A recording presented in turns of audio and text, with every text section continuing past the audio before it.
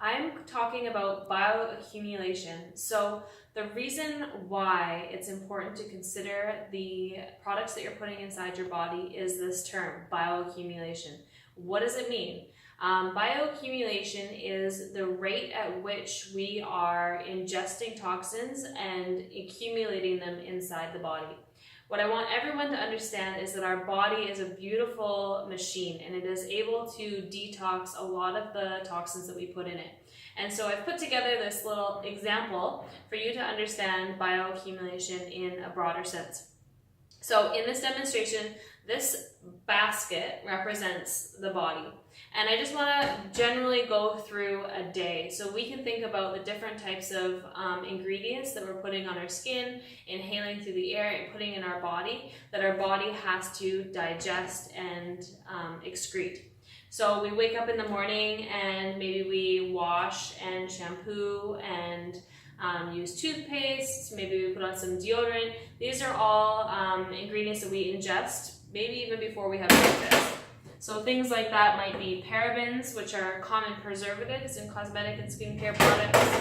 We have fragrance, which is the scent that's in a lot of products, and also different types of rancid oils. If it's a poor quality product, it might have a rancid oil in it that could be causing free radical damage inside the body. Maybe we, freshen up with some aerosol spray. That could also be a toxin that our body has to consume. So these are ones that maybe we're a little bit more aware of. But then there's other things like pesticides that are on the coating of all of our fruits and vegetables. There's BPA that might be in the lining of our canned goods that we're consuming. BPA is also on receipt papers. So every time we're touching and handling BPA, we're touching receipt papers. Soft plastic. So that would be phthalates, which I don't have here, but anything that's a soft plastic has been made soft through phthalates. So we can easily be ingesting this into our skin. Other types are pesticides, which I mentioned, pollution, so out and about, just general pollution, and heavy metals. So this is another thing that our body can be consuming, like mercury, maybe through our fish, arsenic, maybe even in small quantities in the water. So these are all things going in the body. But our body is able to detox through a healthy diet, exercise, sweating. So every day, these things are going in and outside of our body. Some things stay longer than others. So things like pesticides can last up to 50 years in the body, where things like BPA will only last up to half an hour in the body.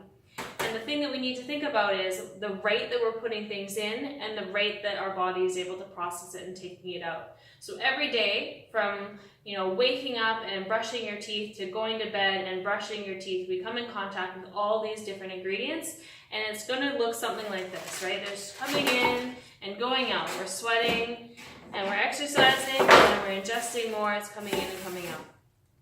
So the reason why it's important to think about the ingredients that we're ingesting is to be conscious. Maybe we can cut half of it in half just through changing the products that we use in the morning. So with that demonstration again,